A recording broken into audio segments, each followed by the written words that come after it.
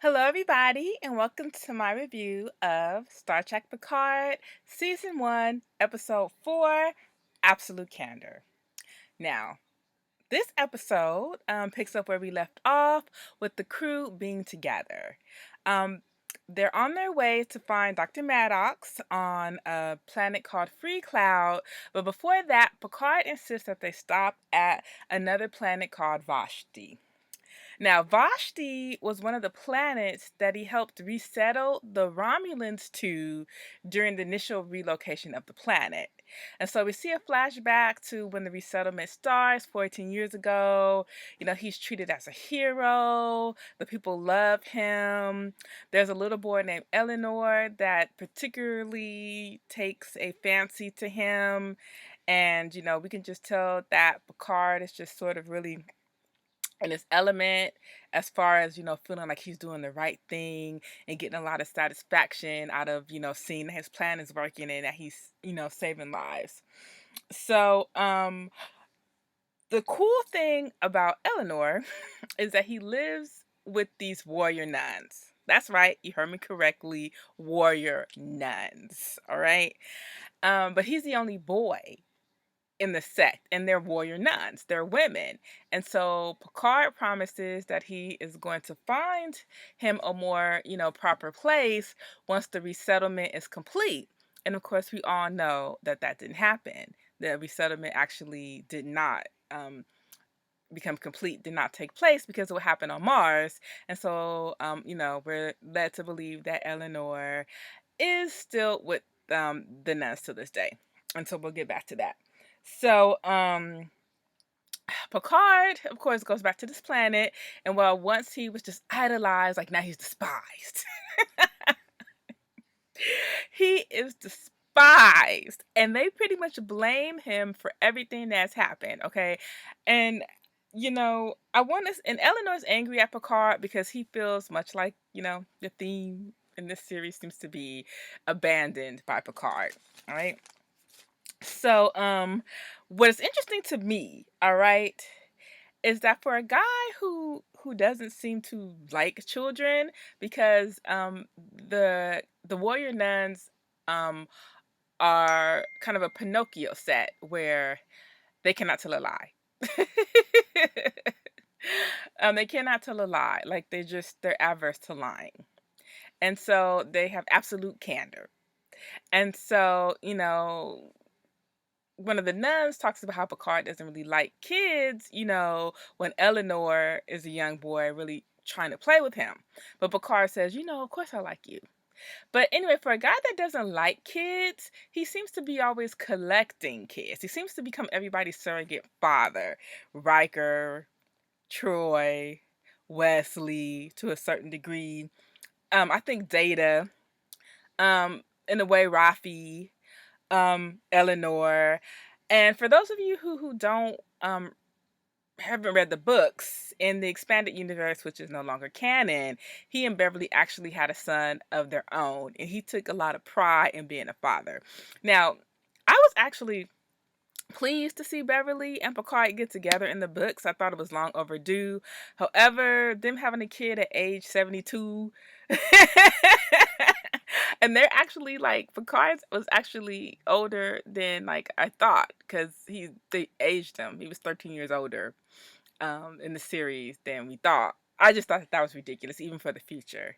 But and of course, I think the only reason why they had him had a son was because Will and Deanna had a daughter, and it was all that fan fiction desire, right, that they were going to get married, right, and have kids. And sure enough, like in another part of canon, that did happen. Will Riker's daughter married Jean-Luc Picard's son. They had 3 kids, and they lived happily ever after on the Chateau Picard. Of course, that's no longer canon, but that's just an interesting fun fact for you guys to know. Something that will never happen unless Picard has a long lost son that comes from nowhere, which he very well could have. He could. Anyway, Eleanor, because he was left with these nuns, he's been trained on how to be a warrior nun. So he is a kick badass warrior, and he lives by a code of honesty and a code of integrity, and he has to bind himself to a cause, but not just any cause, a lost cause. So remember, Picard is thinking that he is in his last days. Basically, he's making amends. That's one of the reasons why he wants to go to Vashti. He doesn't think he's going to pass this way again. He wants to settle scores, and he wants to do right by Eleanor, and he wants to keep his promise. And one of the ways of doing that is to ask Eleanor to come with him. Okay, so meanwhile, there's sort of like, in my opinion, this chemistry test between Agnes and Rios. Agnes is a very weird character to me. Like, she's supposed to be, I think, sort of the everyman and the fish out of water and sort of the audience, but something about her ain't right. I'm not buying this little Miss Goody Two Shoes act. I'm not buying it. All right. And so, but I mean, we'll see. I mean, the show is young, so I'm sure they're doing a chemistry test with everybody. And so we'll see. Meanwhile, we get back to Soji and her boyfriend, and Nerys decides that he's going to try to sort of prod her and sort of to move this along to get her to activate and remember stuff. And so he's pretending like he wants to help her figure out what was going on when the anthropologist, the Romulan anthropologist, sort of went crazy and tried to call her a destroyer and things like that. He's going to help her get behind that, and they have this cute little flirty scene where it seems like he may actually like be in love with her, but we're not sure if he's in love with her, if it's part of the act. Personally, this is the least part of the show that I care about. So if he's in love with her, great. If he's not in love with her, I really don't care. I don't have to see Soji every week. Like, we know that she's the MacGuffin, that she's the thing that everybody's trying to get to, that she's the whole reason that the show, is to find her and figure out what she is. We've already established that. We don't need to see her every week. We just don't, in my opinion. All right. And this is no offense to the actress. I just think the character, we should be focusing on the crew. That to me is who's interesting. All right. And so he pushes her and prods her and asks her, like, are you sure you don't remember? Like, and she becomes real defensive. Okay. And she gets angry at him and like she walks away. All right. So later, of course, we get back to Twincest, and he's laying in bed, and the sister shows up on his bed, real touchy-feely, completely inappropriate, all whispering, asking him questions about what he found out and what he knows, and, of course, he hasn't really made much progress in their plan, and she becomes angry. She becomes very, very angry, and she asks a question that's actually a very good question, and the question is, how do you know Soji's not playing you? All right. I mean, she was sent to the cube for a reason. All right. She's on a mission, even if she can't, she's claiming she doesn't know, but maybe she does know on some level. Or I don't know. I mean, I don't think she knows at this time, but I think it's sort of a good, because I think duality is sort of a theme of Picard, the whole twin motif and people pretending to be who they're not. And so for all we know, she could be playing them, and she could be playing this sweet, innocent girl. We don't know that, but, only time will tell. All right. So anyway, Picard goes into the town square because he wants to, well, he walks around town because he wants to see if things are as bad as he's been told. So after the Federation pulled out, the Romulans, just like everything just collapsed around them. They have to leave their planet. Some of them were stuck, on these relocated planets without, any aid from the Federation. And they were sort of like sitting ducks. They were refugees. They became basically kind of the refugees of the galaxy. And so things are really bad. On this particular planet, poverty has taken over. It's hopeless, and he's really kind of sorry to see that. And so, but Picard being Picard, shy away from that, So he goes, and people are looking at him because they don't like him. Remember, I said they no longer like him. And he goes to this restaurant. The waiter doesn't want to serve him, which should, be his first hit. But Picard, being Picard, he sits there and he's just gonna, like, man up and just kind of marinate in what happened. So meanwhile, a Romulan comes up to him, a Romulan senator, and he talks about how, he remembers when Picard came to the Senate and how Picard made this big grandiose speech about how the Federation was there for them. And he had tears in his eyes and he really believed it. And it turned out that it was a lie. And Picard was trying to explain to them, no, it wasn't a lie. At the time, it was the truth. And then he goes on and on and on about how it was never the truth. This was the Federation's plan all along to weaken the Romulans. The Romulans never needed their help. They would have been okay. Romulan ingenuity. Please. Okay, so this is the part that I actually enjoyed, because when I was watching it, I'm like, isn't this like real life? Okay, somebody comes, asks you for help, it doesn't turn out the way that they think it's going to, and then they're gonna turn on you. All right, if Romulan ingenuity was so fantastic, and you're in the Senate, so you should know everything that the Romulans are able to do. Why would you go to the Federation for help? Okay, you needed the Federation for help. It wasn't no big master plan, to try to destroy the Romulan Empire. They didn't make your son or whatever it was go supernova.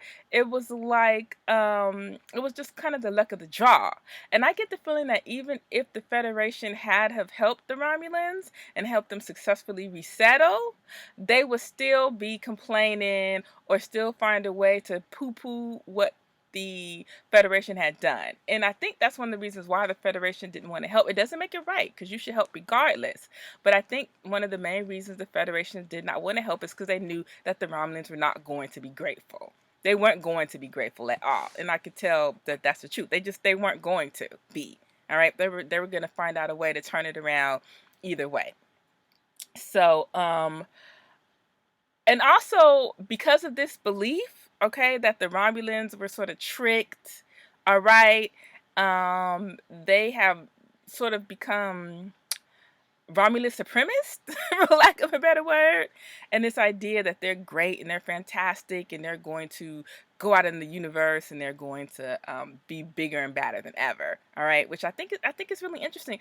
I really like to see this world building that's happening in Picard, and sort of, even though we're on the outskirts of everything, we're on the outside, but it really is interesting to kind of see, what's becoming the Romulans, the different factions that have, sprung up, the way the Borg was being treated, a little bit about what's going on with Starfleet.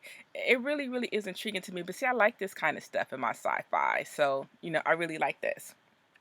So anyway, he decides that he's going to challenge Picard to a duel. Picard, of course, doesn't want to do it, but he's going to make him. But just before everything can start, Eleanor comes, and Eleanor kills the senator.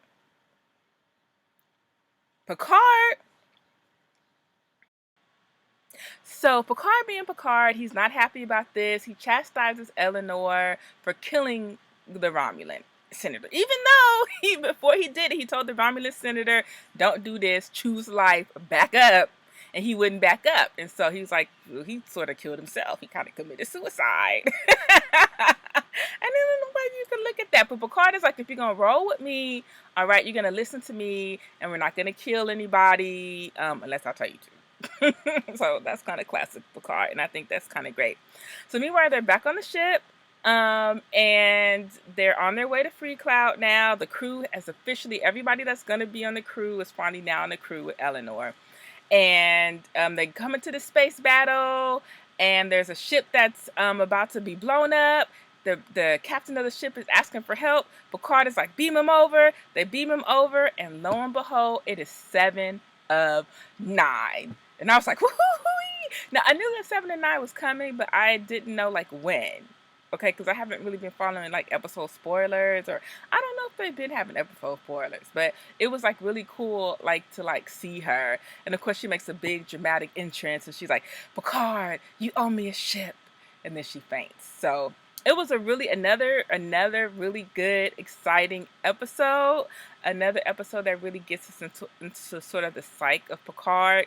and sort of this guilt that he feels, about maybe he did the wrong thing, and this whole idea of sort of abandonment, and of course I like the idea of the warrior nuns, that was cool, and of course Eleanor, so he has a sword, right, instead of a blaster, so he's gonna be, and he cannot tell a lie, so I think he's gonna be like a really interesting sort of Data-esque character, where he's sort of really kind of innocent, and so I'm gonna really like that. I'm really tired of twincest. I mean, it was sort of okay, like for the first couple of episodes, like we got it. You have this weird charge with your sister, but again, I don't need to see them every week.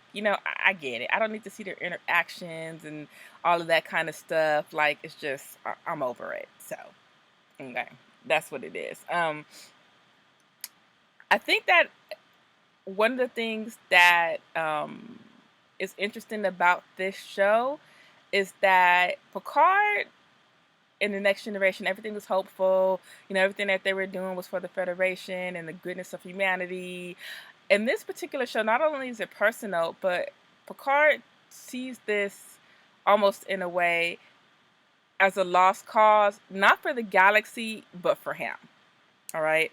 That no matter what happens, he's not going to get out of this adventure alive.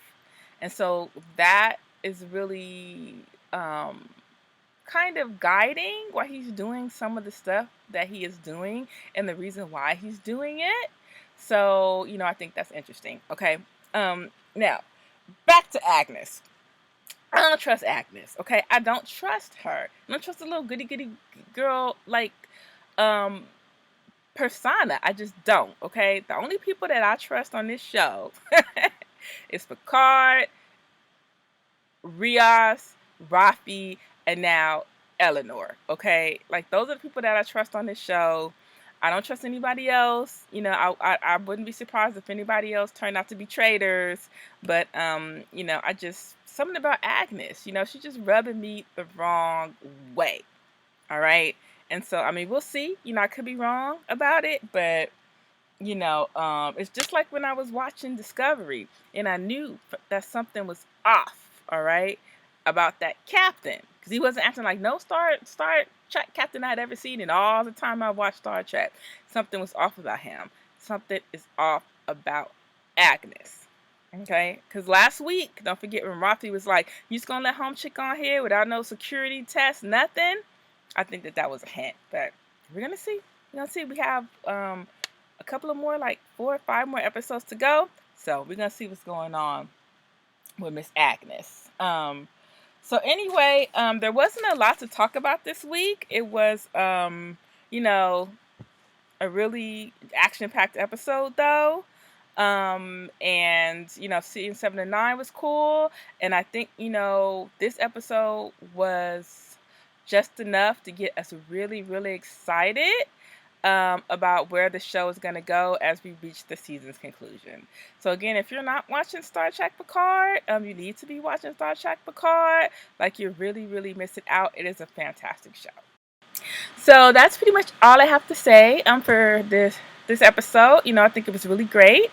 I think they're doing a really good job of setting up sort of the mystery of what's going to happen, and I think judging by the last couple of episodes, I think we're going to get a really good payoff. One of the things I was wondering though was because Data was also hooked up to the Borg for a nanosecond and first contact, I'm wondering if that has something to do with it as well, and how they ended up being Data's daughter. But we'll kind of see with that, all will be revealed. So again, but I do have one more question, and the question that I will be asking until they answer it: where is Beverly? Until next week. All right, bye.